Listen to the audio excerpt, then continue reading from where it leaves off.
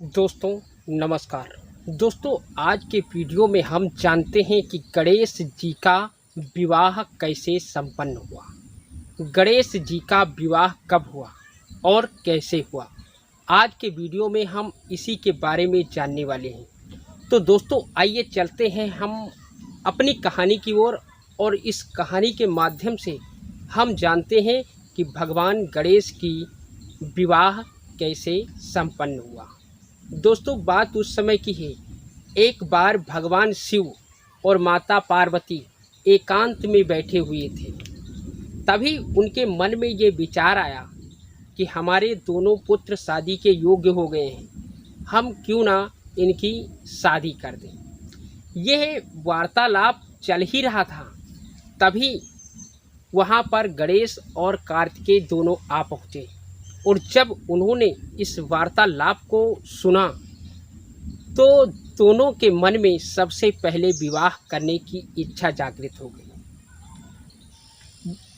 गणेश जी कहते थे कि पहले मेरा विवाह होना चाहिए और कार्तिकेय कहते थे कि पहले मेरा विवाह होना चाहिए। धीरे धीरे यह वार्तालाप काफ़ी गंभीरता को ले चुका था।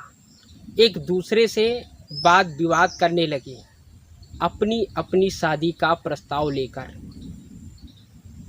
अब भगवान शिव और माता पार्वती बहुत ही चिंतित हुई कि इस समस्या का हल कैसे किया जाए, किसकी शादी पहले की जाए। यह बात उन दोनों की समझ में नहीं आ रही थी कि सबसे पहले विवाह किसका किया जाए। तभी भगवान शिव के मन के अंदर एक ख्याल आया और उन्होंने अपने दोनों पुत्रों को कैलाश पर्वत पर बुलाया, जहाँ पर माता पार्वती और भगवान शिव विराजमान थे। गणेश और कार्तिकेय जब वहाँ पहुँचते हैं तो अपने माता पिता को शत शत प्रणाम करते हैं और भगवान शिव कहते हैं कि मेरे मन के अंदर ख्याल आया है कि मैं तुम दोनों का विवाह करूं, परंतु सबसे पहले विवाह उसी का होगा जो अपनी श्रेष्ठता को दिखाएगा, जो हमें श्रेष्ठ लगेगा। और श्रेष्ठता दिखाने के लिए इस संसार की परिक्रमा करनी होगी। जो भी सबसे पहले संसार की परिक्रमा करके हमारे पास आ जाएगा, हम उसका विवाह सबसे पहले कर देंगे। यह बात चल ही रही थी, तभी कार्तिकेय ने यह सोचकर कि कहीं गणेश हमसे पहले न चला जाए, वह तुरंत अपने मयूर पर सवार होकर और विश्व की परिक्रमा के लिए निकल गया। इधर गणेश खड़े खड़े सोच रहे थे कि हम क्या करें, हम कैसे जा सकते हैं, हम तो कोस भर भी नहीं चल सकते हैं अपने इस मूस की सवारी पर। वो अपनी बुद्धि पर जोर डालते हैं तो उनके मन में एक विचार आया। वो चुपचाप घर को चले जाते हैं और स्नान ध्यान करके आकर के और माता और पिता को एक पास में बिठा करके उनकी 7 परिक्रमा करते हैं।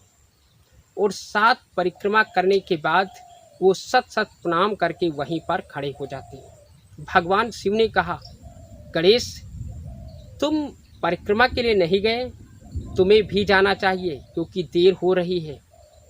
गणेश जी ने कहा कि हे पिताश्री, मेरी इस विश्व की परिक्रमा पूर्ण हो चुकी है। माता पार्वती ने कहा, वो कैसे, आप तो यहाँ से गए भी नहीं और आपकी परिक्रमा पूर्ण हो गई। भगवान गणेश बताते हैं कि अगर शास्त्र में लिखा है कि इस संसार में माता पिता की सेवा से बढ़कर कोई सेवा नहीं है और माता पिता से बढ़कर कोई पूजा नहीं है, तो या तो ये शास्त्र झूठे हैं और या तो अगर शास्त्र सच्चे हैं तो हमने आपकी 7 परिक्रमा करके इस संसार की परिक्रमा पूर्ण कर ली है। भगवान शिव ने कहा ये कैसे संभव हो सकता है। तो गणेश जी कहते हैं कि अगर शास्त्र झूठे नहीं हैं तो ये बात सत्य है, संभव है, और या तो फिर शास्त्र ही झूठे हैं। भगवान शिव और माता पार्वती एक दूसरे को देखते हुए गणेश जी की श्रेष्ठता को सिद्ध कर देते हैं और उसे सर्वोत्तम स्थान भी प्राप्त कर देते हैं। तभी भगवान भोलेनाथ और माता पार्वती बैठे ही थे। उसी समय विश्वरूप एक राजा जो वहां आ पहुँचे और उन्होंने अपनी 2 पुत्रियों के शादी का प्रस्ताव भोलेनाथ के सम्मुख रख दिया, रिद्धि और बुद्धि, जिससे भगवान शिव ने उसे स्वीकार कर लिया और बड़ी ही धूमधाम से गणेश जी का विवाह संपन्न हो गया।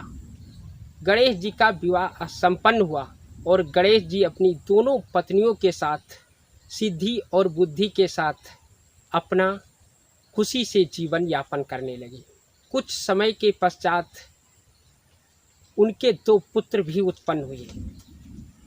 सिद्धि से क्षेम उत्पन्न हुआ और बुद्धि से लाभ उत्पन्न हुआ, यानी कि क्षेम और लाभ 2 पुत्र हुए गणेश जी के। गणेश जी का जीवन खुशियों से भर गया था। उसी समय कार्तिकेय परिक्रमा करके वापस लौट रहे थे। तभी वहाँ पर नारद मुनि जाकर उन्हें रोक लेते हैं और नारद मुनि सारी बात को बताते हैं। नारद मुनि कहते हैं कि हे तात, तुम्हारे साथ छल हुआ है, तुम्हारे माता पिता ने छल किया है। तुम्हें तो विश्व की परिक्रमा करने के लिए भेज दिया और यहाँ पर गणेश जी का विवाह भी संपन्न हो गया है। विश्वरूप की 2 पुत्री सिद्धि और बुद्धि उनकी पत्नियां हैं और उनसे उनके 2 पुत्र भी उत्पन्न हो गए हैं और आप अब परिक्रमा करके लौट रहे हो। तुम्हारे माता पिता ने तुम्हारे साथ छल किया है। अगर कोई माता पिता छल करता है, माता पुत्र को जहर देती है या पिता पुत्र को बेच देता है और या राजा अपनी प्रजा का हरण कर लेता है, तो ऐसे व्यक्तियों का कभी भी मुख नहीं देखना चाहिए। ये बात सुनकर कार्तिकेय के दिमाग में बैठ गई और उन्हें बहुत क्रोध आया, परंतु उनको कैलाश तो जाना ही था।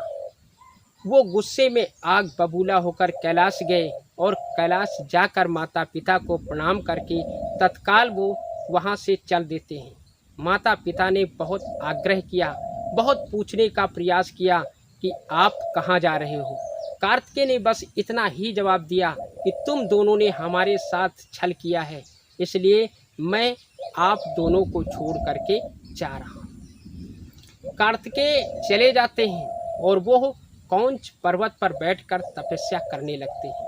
इधर माता पिता का मन पुत्र के लिए हमेशा व्याकुल होता है। माता पार्वती को बहुत ही चिंता सता रही थी, कार्तिकेय की बहुत ही याद आ रही थी। उन्होंने भगवान शिव से आग्रह किया और उनसे मिलने के लिए अपने भोलेनाथ को मना लिया।